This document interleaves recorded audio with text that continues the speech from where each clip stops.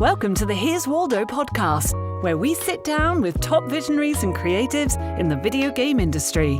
Together, we'll unravel their journeys and learn more about the path they're forging ahead. Now, let's get started with the show. Hi, I'm Lizzie Mintis, founder and CEO of Here's Waldo Recruiting, a boutique video game recruitment firm. This is the Here's Waldo podcast. In every episode, we dive deep into conversations with creatives, founders, and executives about what it takes to be successful. You can expect to hear valuable lessons from their journey and get a glimpse into the future of the industry. This episode is brought to you by Here's Waldo Recruiting, a boutique recruitment firm for the game industry. We value quality over quantity, transparency, communication, and diversity.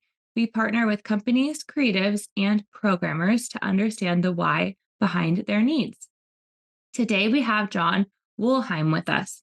Jon is a volunteer vice president of people and culture with Games for Love, a nonprofit that does one thing: placing video games in children's hospitals and helping medical professionals to meaningfully integrate games into therapies.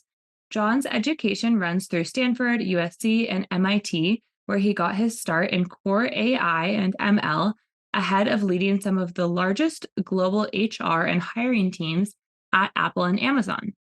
Jon is a competitive keynote speaker, a highly vocal advocate within the LGBTQ community, and a passionate voice for games and the brilliant minds who make them, which means you. He is also a top voice on LinkedIn. Congratulations.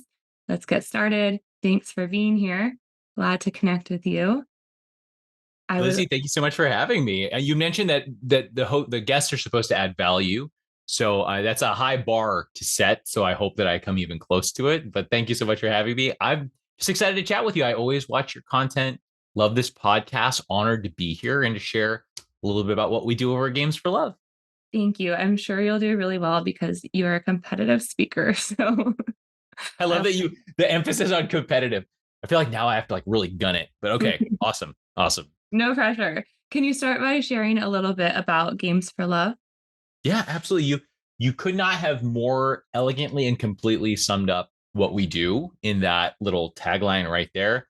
To just reiterate, we put video games into children's hospitals, and then we help the medical professionals there understand how to use those games meaningfully. So there are amazing nonprofits out there doing very similar work to what we do. And honestly, that's awesome. The more the merrier, until every kid in every hospital has the ability to stay connected to their family, to think more about play than pain, and to heal better because they feel better.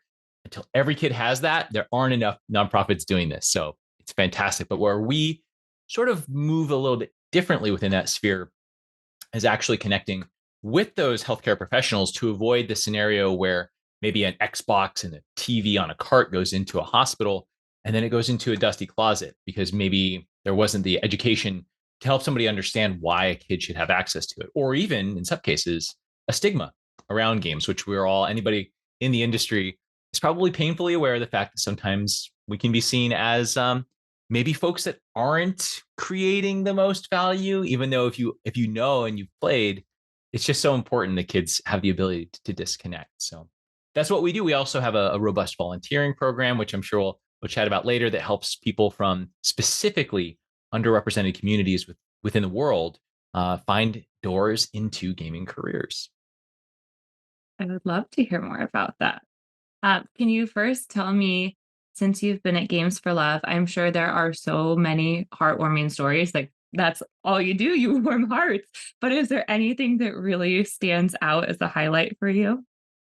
Yeah, we recently had so about 90% of our revenue comes from charity streamers. And this is almost entirely on Twitch, though YouTube and Kick are slowly growing. But the vast majority of our operating revenue that we use to place games in hospitals comes from charity streamers. And I've been here for now about 8 months, and having had the amazing good fortune to go to TwitchCon and BlizzCon and a couple of other in-person events, I thought that we would be going and sort of spreading the word, helping people understand, kind of like the way that I attended hiring events and college recruiting events as part of Amazon or Apple. But what I found that was so amazing and really inspiring was how often the streamers who really make what we do possible would come up and tell stories about what they would hear, because they're the most visible part of this thing. Yeah. And they're out here in some cases with tens, hundreds of thousands of people seeing them in a given day, generating thousands and thousands of dollars, even in the space of a couple of hours in many cases. And so they end up hearing the stories. And so we really enjoy learning about those.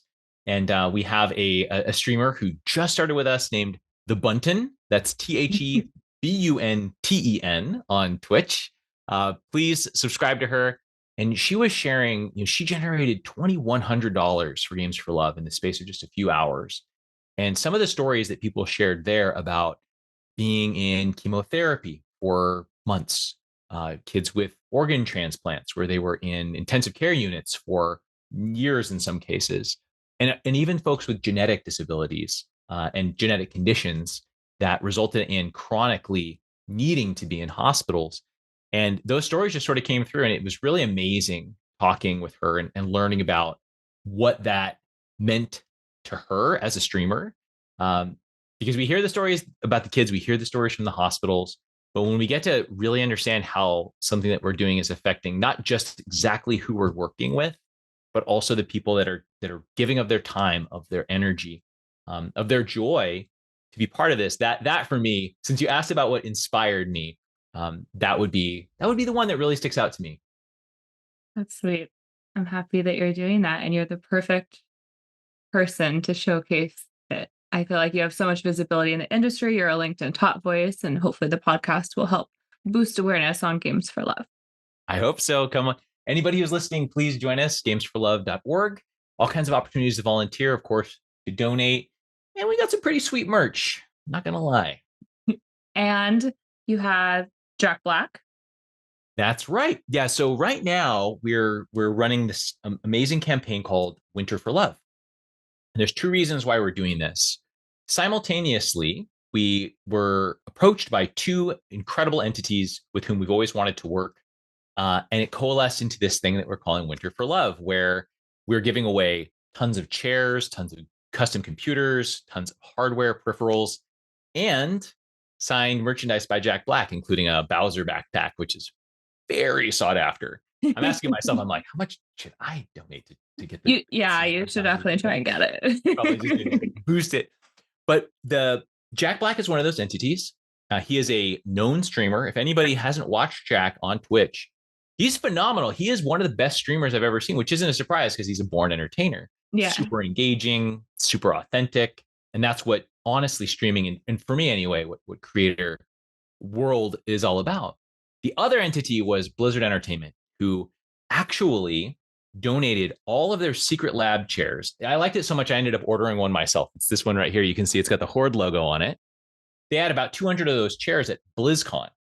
And so I flew down from Northern California to BlizzCon and drove a semi full of those chairs back up. And we are now giving those away through our charity streams. And it's generating hundreds of thousands of dollars. Over the course of the next 5 years, we estimate that some 7 million kids will be positively impacted by their donation as a result of what happened that day. And with Jack even further magnifying that, we hope to reach 30 million, which would be all of the hospitalized kids for nearly an entire year in the United States. So that's the magnitude of impact that these entities have had, and the level of gratitude that we have is impossible to express without becoming emotional on a podcast, which I'm not going to do today. I'm just not going to do it. Let's pivot. Let's just dive in. You're like, no, do it. Tell me a bit about how you got into the game industry. Yeah, so there's the story that we probably all share to some extent, which is how we started to play. Yes. It's a lot easier to start playing a game than it is to start working in gaming. And if anybody here is trying to work in gaming, first of all, hopefully you work with amazing humans like Lizzie, and that can unlock that door for you, whether you're the entity that's hiring or the entity that wants to get the jobs. But I started out playing games as a kid. I grew up in a very small town in Northern California called Paradise, California, and then sort of shared split time between that and Long Island, where my big Jewish family lives.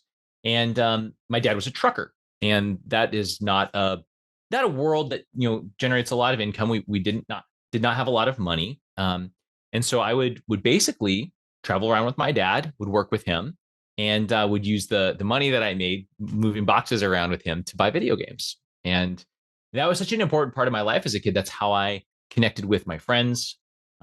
This was long before multiplayer really existed, other than sitting next to somebody and playing Mortal Kombat, or the 3-player Secret of Mana, which of course blew everyone's minds for a hot minute there. But games were very, very important to me as a kid, because they weren't just a thing to do.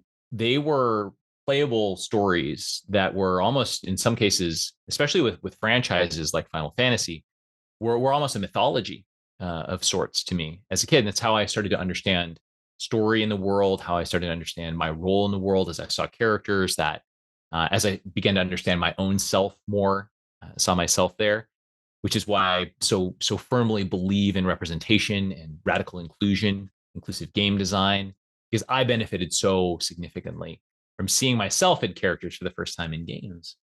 And so then professionally, boy, right around the time I joined Apple, I got to start to work with the games teams. And most of my work for the past 5 years, yeah, that's right. It's a very, very long time, which means I'm very old. But I was immediately supporting the games team because I had a chance to do that. And that hiring, where I got to help build those teams from a leadership standpoint, was so exciting for me. Same thing at Amazon, getting to be at Amazon during the pandemic, which not only, of course, was massive growth for Amazon as a company, but for the games team, it was not just the normal 2x that most people saw. It was a 4 and 5x in some cases, as they very publicly share. So it was all of the excitement of a challenge that you might actually play in a game, combined with contributing to the industry in a way that I was really excited to do. And left from there, went to a voice AI company that actually creates a lot of the technology called SoundHound AI that powers a lot of the voice AI in games, the natural language processing and automatic speech recognition, ASR and NLP, that drives so much of the AI and ML stuff that's happening behind the scenes when we're playing games. And so again, what's interesting though, Lizzie, to your question, have I ever worked for Blizzard? Have I ever worked for Nintendo or PlayStation or Xbox or Square Enix or any studio? No, never actually been that like working directly in the industry. And so for me, when our first baby came into our lives and I was able to, because of being part of that startup, step away for a first time and actually be part of this little one's life, it was also a unique opportunity for me to choose how to most meaningfully participate in this industry that I love so much and that I truly believe is a factor of good in this world. And that for me was Games for Love. So so as not to run the risk of beleaguering and going too long on one answer, that's my circuitous and somewhat tangential route through and around and now toward gaming. Great.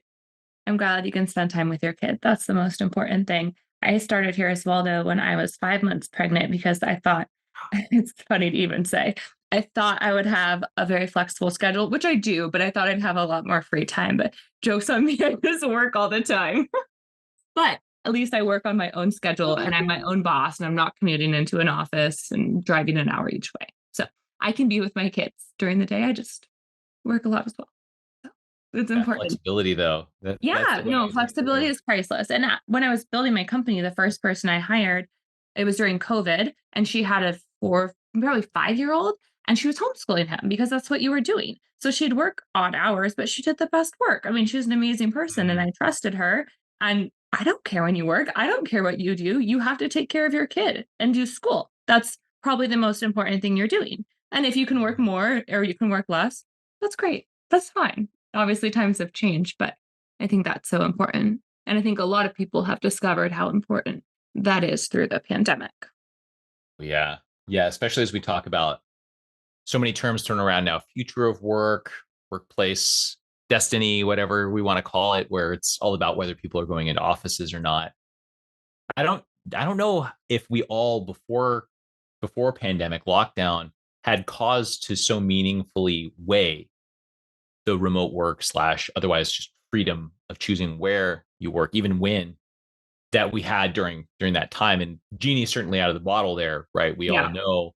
And I know a lot of the for anybody listening to this podcast through the lens of I want to get a job in games, you've probably, if you're on LinkedIn, you've probably already heard about Amir Satvat's Games Resources.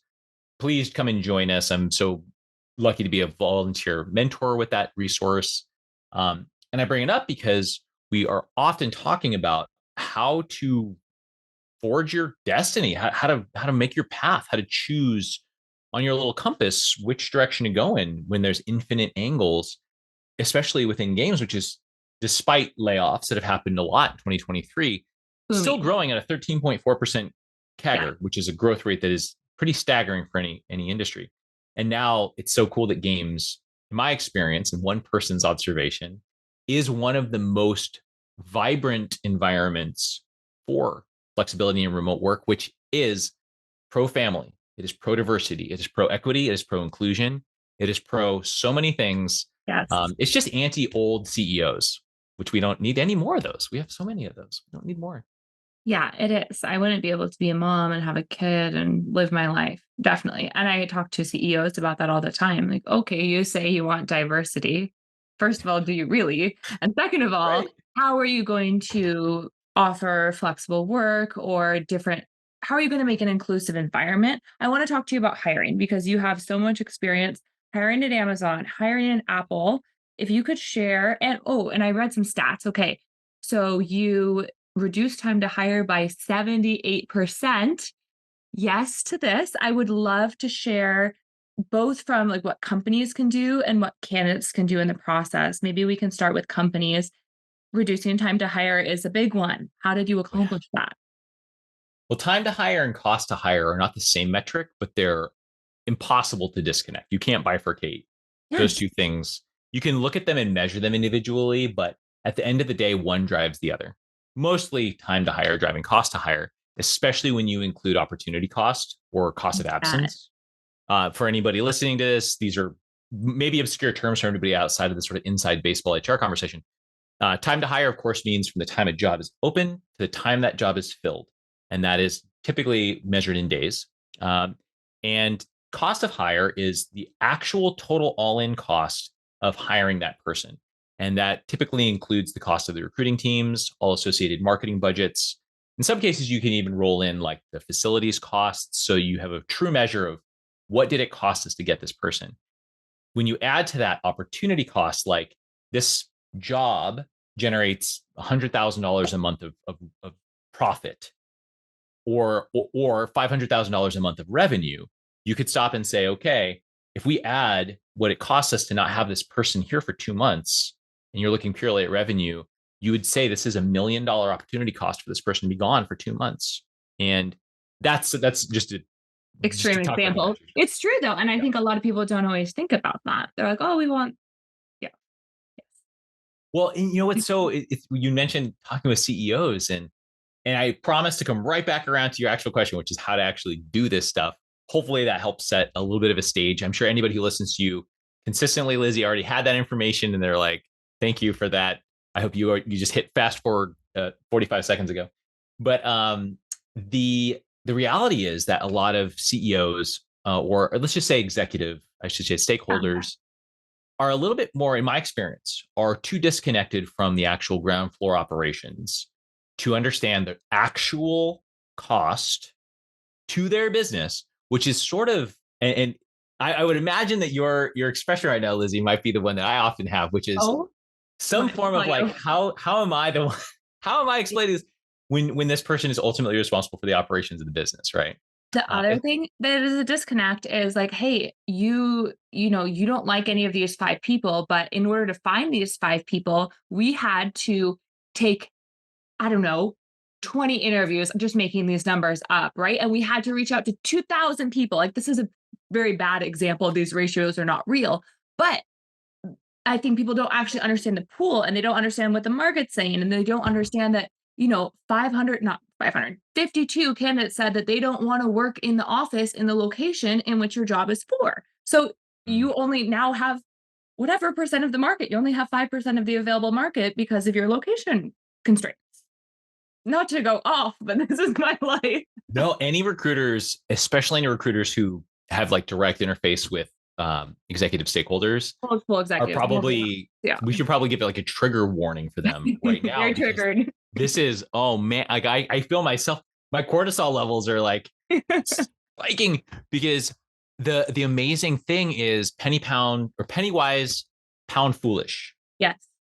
And it's amazing how often you'll see it, and maybe you've had this experience too, but it's amazing how often I've seen huge investment in hiring teams, huge investment in hiring initiatives. And sometimes even that last $10,000 of wage range to close the deal is the sticking point. And there's reasons for that, right? Sometimes there's really good reasons for towing the line and sort of drawing a line in the sand. But by and large, to come back around to your question, you actually touched right on what my biggest answer would be. Of course, there's so much nuance. You said candidates said that they wanted X. And in my experience, if there were to be just if I could only give one answer to this, it's listening.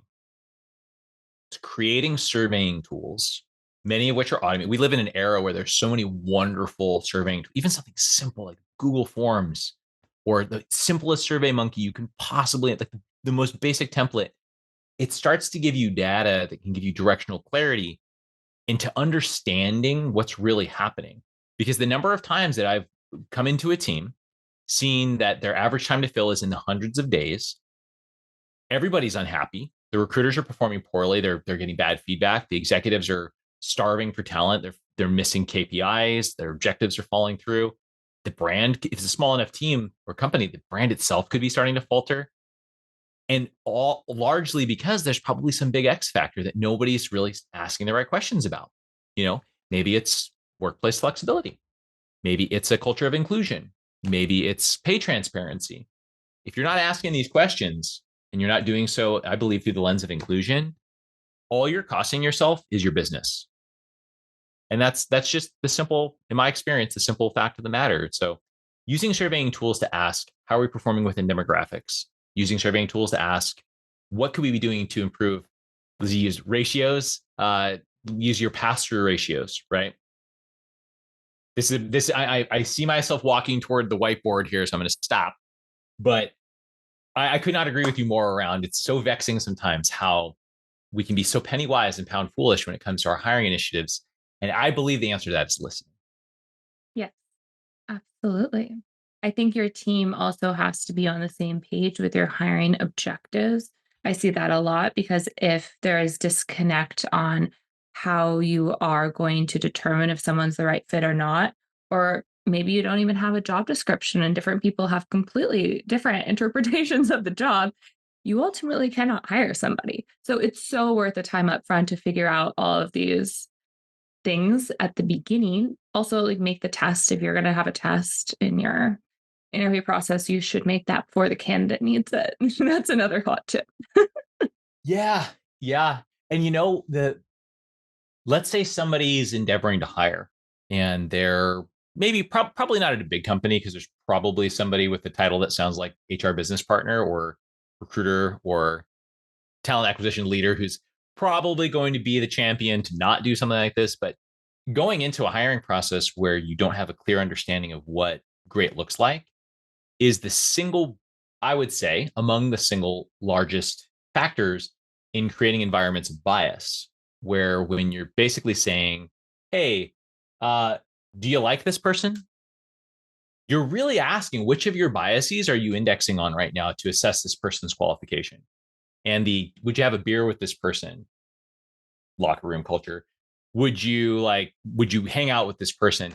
All you're really asking is, are you familiar with where this person's from? And are they likely from your community? And if you already have an environment where there isn't a lot of diversity and there isn't an inclusive approach, all you're doing is perpetuating that. And if you've got even just one person in the mix who's trying to fix that, you're probably going to have a process that's going to last weeks, if not months or years. It's very true. So what can companies do to make a more inclusive, let's just start with hiring process and remove bias? I believe it really starts with a commitment to knowing that you're going to navigate some waters you're not familiar with, right? So I think it's a culture of curiosity and understanding, especially if Too often this question comes along in my experience while leading HR teams.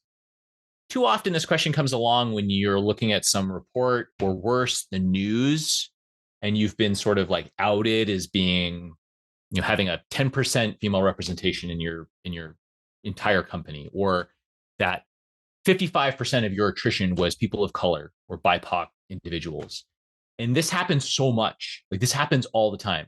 And if that's when a company is actually coming to terms with this, that's tough. I mean, honestly, you're really sort of talking about how you should improve your lifestyle after a heart attack. Now, if somebody's in that setting, what do you do? Very similar to starting from a more holistic approach long before the problem happened. And that's really honestly great contracting conversations and defining what you're looking for. In my experience, there's a lot of answers to this question, but I think that having contracting conversations where everybody is aligned and on the same page and understanding that, are we going to implement tools like the Rooney Rule, where if we don't have a certain level of representation across the spectrum of demographics, we don't engage in the next step in the process. This is one that there's a lot of feelings about this particular tool, or I should say approach, but there's many out there that essentially give you a framework through which to make sure that you're reaching certain points of inclusion, some of which are very, very objective, like that. Others of which are more subjective, like using resources and working with your employee resource groups, your employee affinity groups, to even ask, hey, what does our hiring process look like? Hey, what do you think of this job description? Hey, would you mind if we were to have a sort of group within that employee resource group that could routinely weigh in and even experience our hiring process from the complete start to tell us, where are we using terms that maybe aren't as inclusive? Where are we completely missing the ball with geography? And when I've done that in the past, I have been blown away with how obvious some of these answers were when you just walk right past it. It's like the thing in your house that you don't even think to clean until somebody walks in and says, wow, how dirty is that corner? And you're like, I've walked past that 100 times. Never thought. It starts with listening and then having those contracting conversations to say, especially with more seasoned leaders, maybe folks who've been in industry for a while, where they don't come from a generation where where the value and critical importance of cultivating a diverse and inclusive culture and an employee base isn't fully realized. Yeah. I think having those contracting conversations are so vital to make sure people understand this is how we're going about it. Here's why. This is not just some arbitrary thing we're doing because it seems good and sounds nice. This is not a marketing play. This is not just the right thing to do for people. This is the right thing to do for our business, because we make better stuff when we connect better and understand more of the people that we're serving. So, yeah, I mean, if your user base is 50% women or people of color and you are a 50 white men, how are you going to make a game for them? Or worse, if you're making there's a good story about this company that made games for women, but it was made 100% by men, and the game tanked, obviously, right? Oh no, I mean, this is that subreddit, men writing women. If you've ever seen that subreddit, no. it's so painfully and perfectly encapsulates exactly what you just described. Yeah. I'm not going to recite a single word from that subreddit right now, but it's rough. I bet. What about, I think a lot of people think about diversity hiring, hopefully, and make some efforts there. But like you touched on, there's a lot of attrition of women and people of color, or there can be at companies, if there are not the right mechanisms to support them. And I think the conversation should not just be how can we attract these people, but how can we hire a diverse workforce and make sure everybody feels safe and supported at work once we hire them. Boy, the power of the exit interview and identifying off ramps, I don't think can be overstated. And it's been a little sad to see in this sort of perceived recessionary period. And I say that because the economy over the course of the last few years has been so far beyond stellar in terms of anybody's definition. Even the most pessimistic estimator can't look at what's happened these last few years and say anything other than wow. Yeah. And yet, still, many organizations take this 2 to 3 year, somewhat mid-sighted approach and say, hey, we better stay lean, we better stay agile, we should probably do layoffs now before we have Yeah. to do big ones later. And I'm not judging entities that are doing that, just sort of stating an objective fact. However, I've seen some really disturbing data from Deloitte, KPMG, BCG, some of these like larger consulting groups that publish these industry analyses, and they're looking at talent shift. And many of the layoffs that have happened, particularly in games, have far disproportionately affected already underrepresented and somewhat criminally under-resourced groups. I saw an estimate the other day that 36% of people laid off in the state of California within the games industry were female or female identifying. And in a world where there's still approximately 17% representation, you cannot see anything other than disproportionate impact there. And it's certainly disparate impact, to use an HR term that any HR reps here would be familiar with. So how do we fix that, right? Okay, I'm bemoaning this data. Think about the off ramps, right? So do the exit surveys. Easy to look at comp, always easy to look at compensation. And if you're not paying competitively, then you are, of course, going to attrit faster than your competition.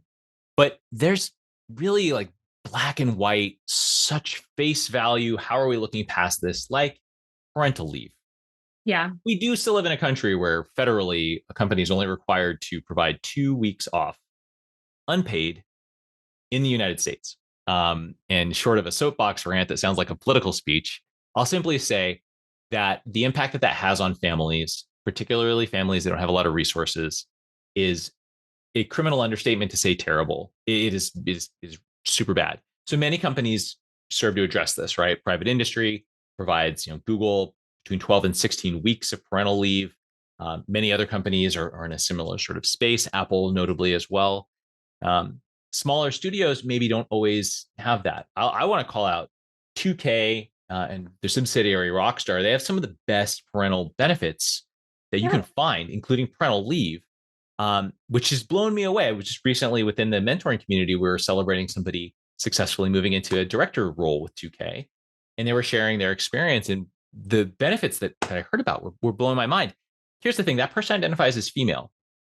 They had frozen their eggs about 5 years ago, and this job is why they get to have a family. I'm going to say that again. This job at 2K is why they're going to get to have a family. Should it be that way? No. Is it that way? Yes. 2K probably has somebody who's going to stay there for the rest of their lives. Yeah. Because they unlocked something that's way more important than money, way more important than almost any other aspect of how some people might frame their lives. I would certainly say that's true of me. And if it wasn't for that benefit for that person, they wouldn't be able to have their little kiddos like they're now actively going to do, much like we have. So that's one parental leave is huge, and all the other off ramps. Is there a culture of bias where people can't get promoted, and so they have to leave to progress in their careers? And is that disproportionately affecting people of color? Look at the data, folks.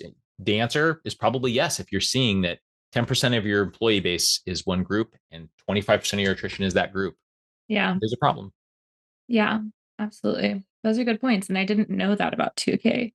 That's so wonderful. I listened to a woman who owns a company called Molly Maid, which is this cleaning chain. And she is the CEO, and she spoke about how she thinks about ways she can go above and beyond for her employees. I listened to her right when I started my business, and she said she has people that clean houses. They're her employees. And she was asking them about their dreams and what the most important things are for them.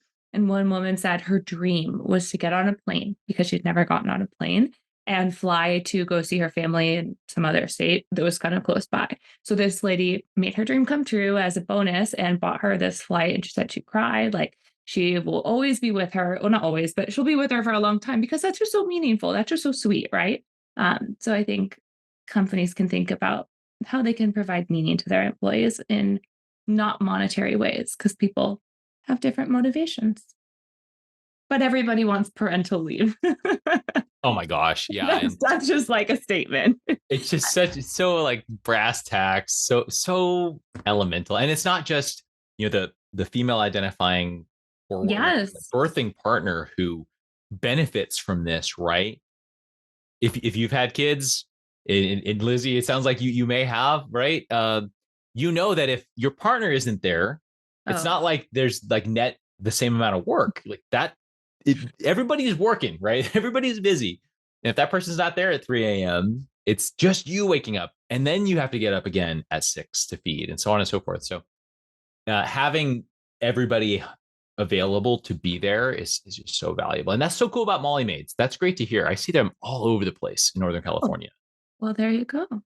Maybe you should have them when you're I out. definitely want to support them now for sure. Yeah, but I think that's also meaningful from a business standpoint. And I think through the pandemic, or maybe in the more recent years, people really do want to work with a company for a company that aligns with their personal values. That's more and more of a consideration. So even more reason. It's interesting too because you see this. I perceive this sort of tectonic splitting of these big factors in employment, which is a purpose and mission driven, largely millennial, Gen Yeah. Z, increasing not just demand for, but absolute unflinching requirement for meaning and purpose. Like, I'm not just going to turn the wheel on this machine for 40 years and then hopefully still have functional knees to go on cruises for a couple decades and then kick the bucket. That sell is done. Like, no, Yeah. nobody is signing up for that. I know I'm not uh, anymore anyway.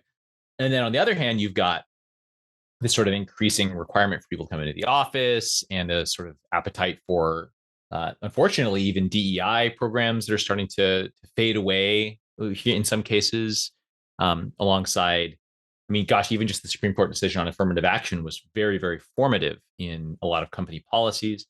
And so it's really interesting to see this tectonic shift.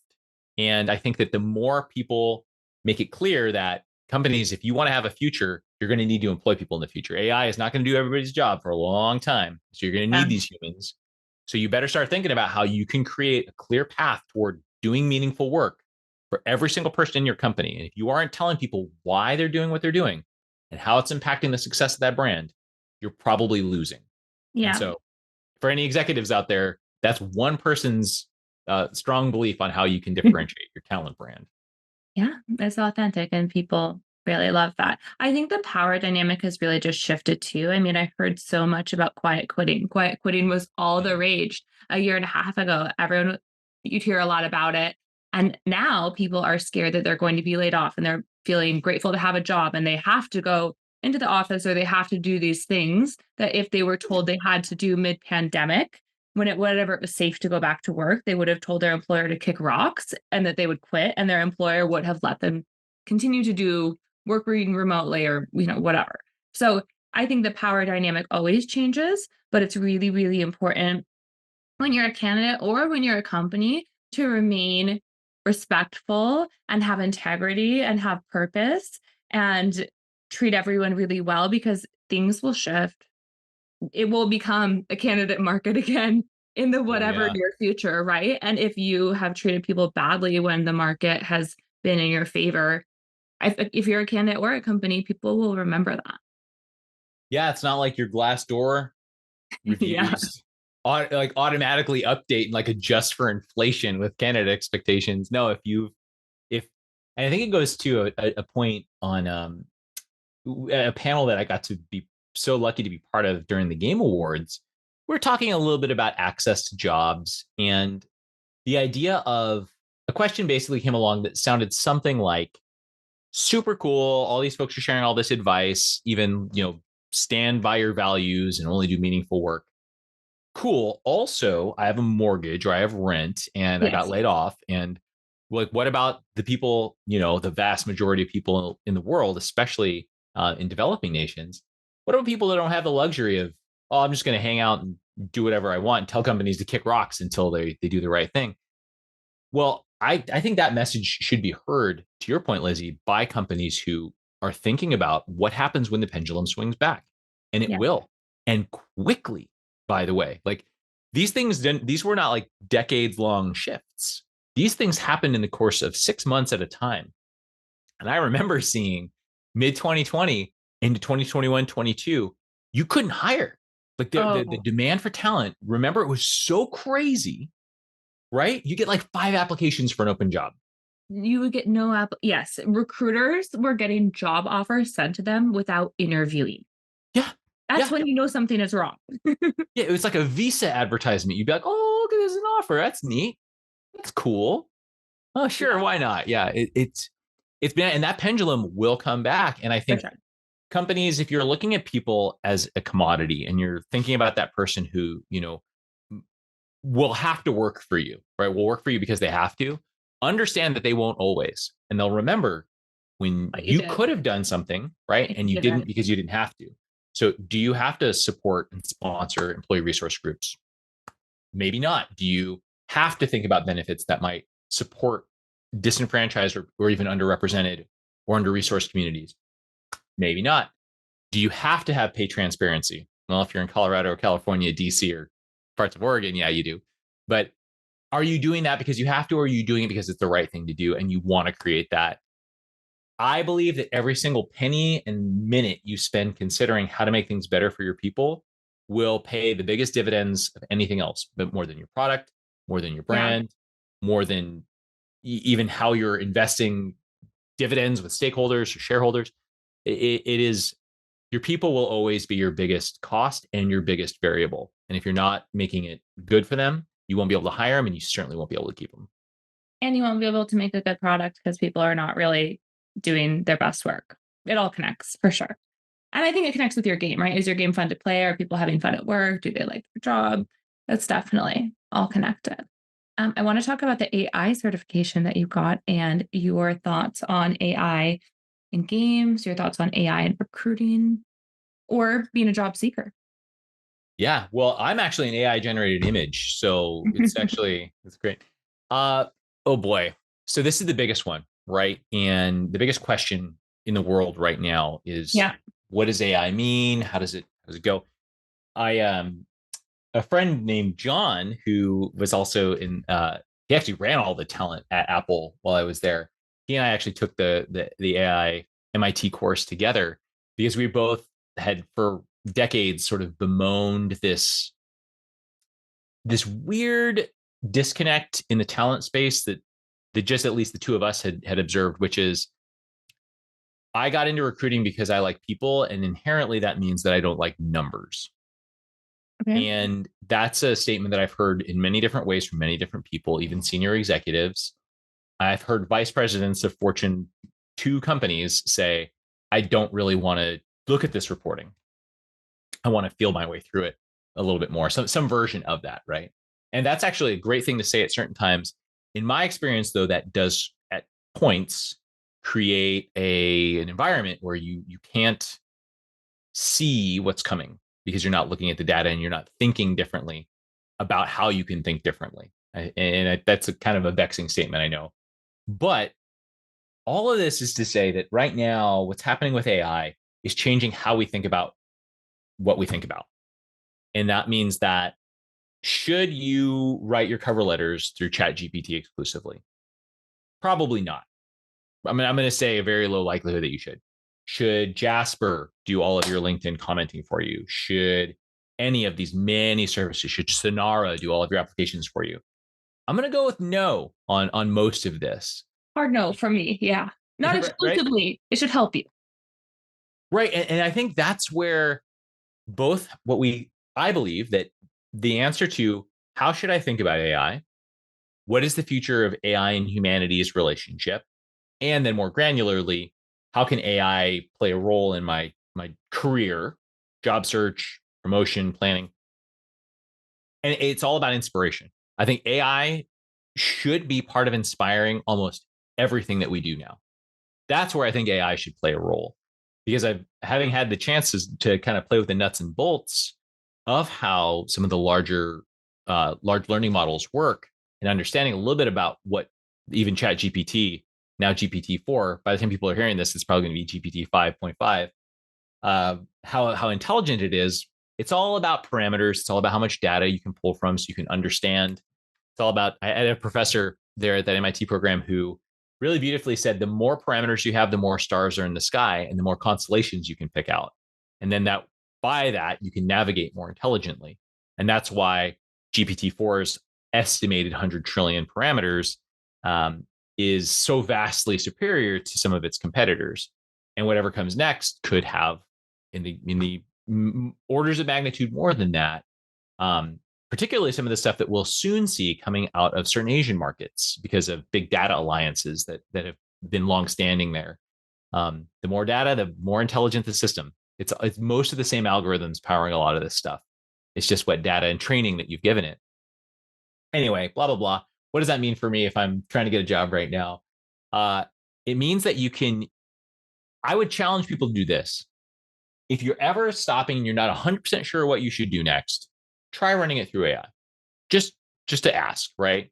And this does require some basic prompt education, which I think in the next 10 years is going to be a class required in high school for you to pass, because how you talk to machines will soon be just as important as how you talk to people, arguably more so in some cases.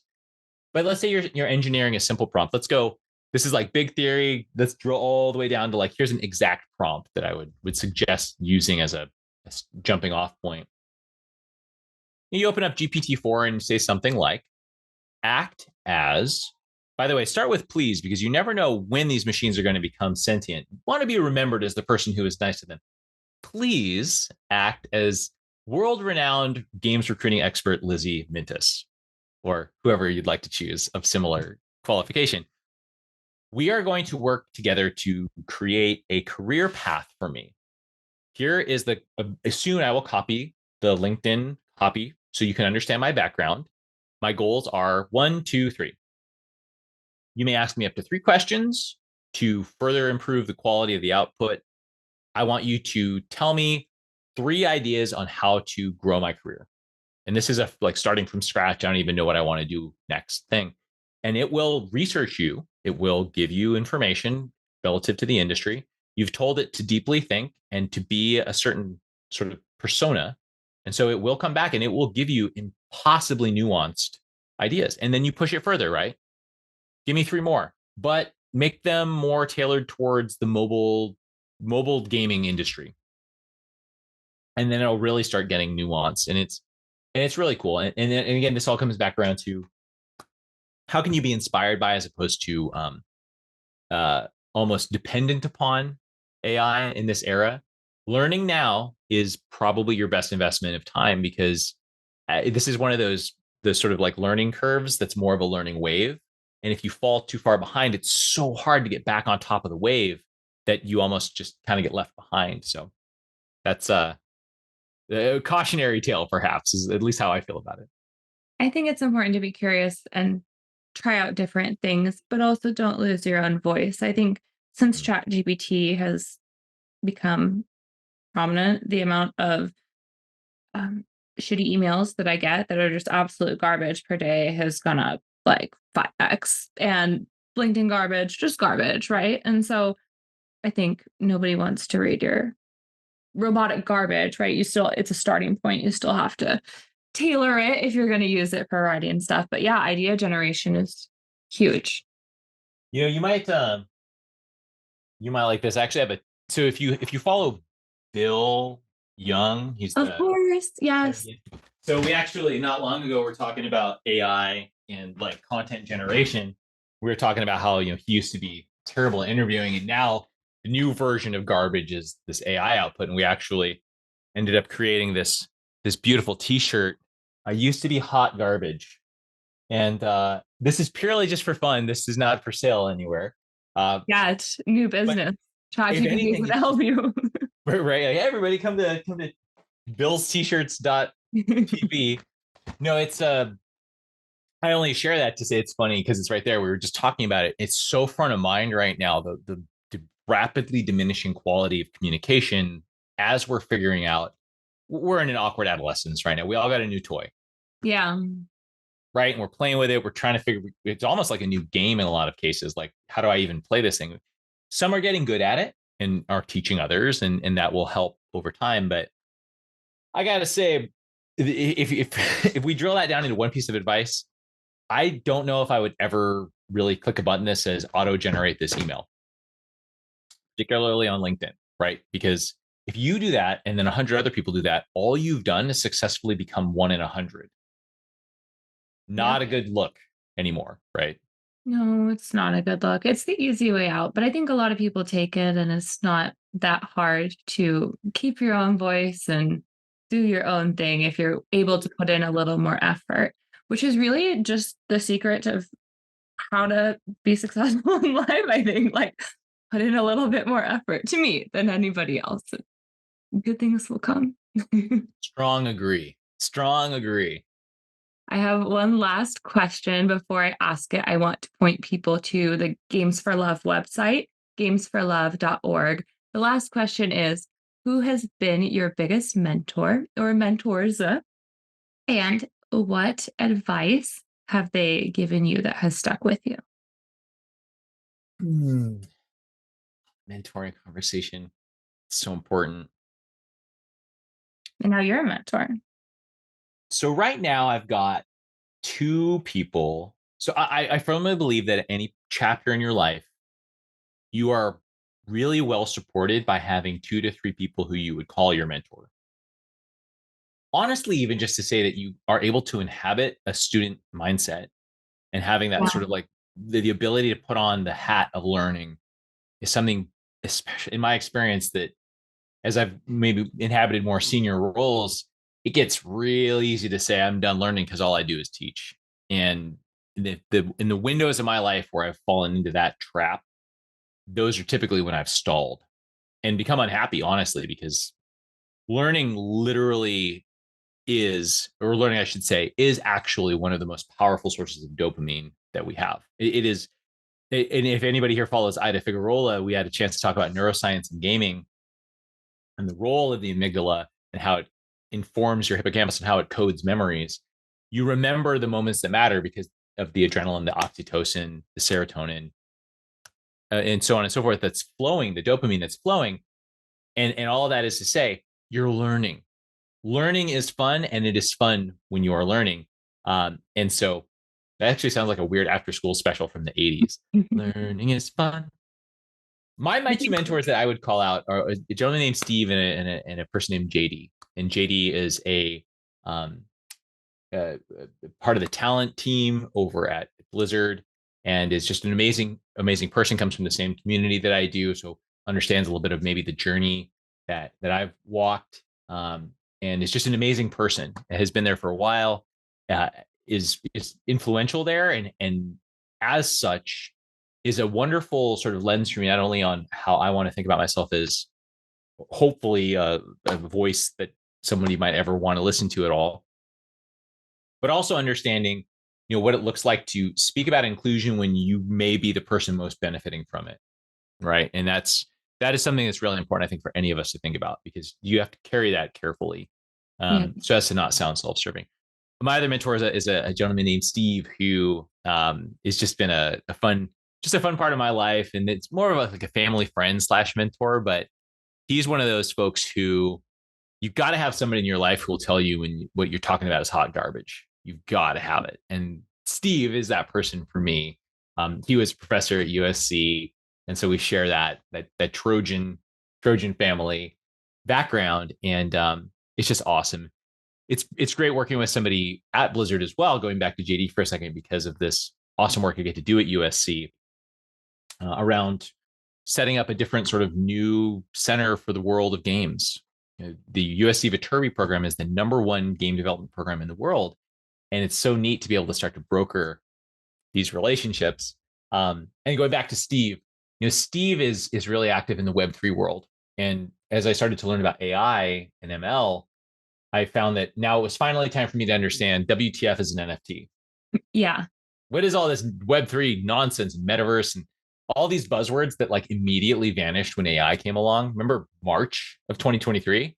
All anybody was talking to NFT this, let's tokenize that, blah, blah, blah, blah.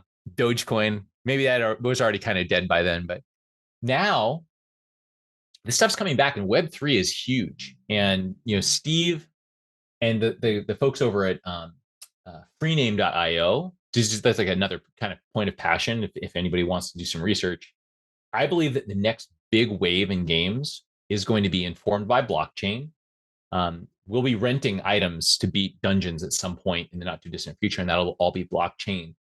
And Web3 identity is, I believe, going to be one of the biggest sources of wealth that we all have in the near term. Like .gaming is an example of one of those domains that just blows my mind at what those free name folks are doing over there. Twitch streamers are buying their, Lizzie.gaming as their Web3 ID. So Lizzie.gaming in any browser would take you to your link tree, take you to your Twitch page, act as your center of payment, act as your blockchain ID, or at least like sort of a wallet destination. And that's really cool to see. And so Steve has also helped me understand what the heck does all that stuff mean, so that now I actually meaningfully participate. So I'm Jon.gaming on there because somehow it was still available right after it popped. So yes, one day, hopefully that will be, I'll use it, but one day, hopefully it'll be worth a couple bucks if I want to be a Twitch streamer. Glad this podcast doesn't come out for a couple months so I can get Lizzie.gaming before anybody else. You're snap it up. We're snap it up. Priorities. We've been talking to Jon Wolheim, VP for People and Culture at Games for Love. Jon, where can people go to donate money, find out more about the volunteer programs, reach out to you? Well, gamesforlove.org is certainly the sort of central hub there. Always excited to talk with people on LinkedIn. That is the best and I believe most sort of valuable social network place. So if you'd like to learn about volunteering, come hit me up. If you'd like to hear about what's going on and be like very, very current on some of what we're doing, particularly with volunteering programs that can help you get into games, it's as easy as just go on and just go to my page and just follow, or send me a connection request and just mention that you're interested in learning about volunteering. Always happy to help chat directly with you. That would, I think, be the two best options in any way, shape, or form. Any way that anybody's involved with Games for Love, even just watching our charity streamers, I've got to call that one out too. If you happen to sign up for our newsletter or see our socials and you see a charity streamer's on, it doesn't even mean you need to donate. Just simply turning them on while you're working remotely, hopefully, is meaningfully contributing to their success and thusly that of kids in hospitals. So it's a really easy way to be part of a story that I am proud to be part of and that I believe matters. Thank you so much. Thanks so much for listening to the show this week. To catch all the latest from Here's Waldo, you can follow us on LinkedIn. Be sure to click subscribe to get future episodes. We'll see you next time.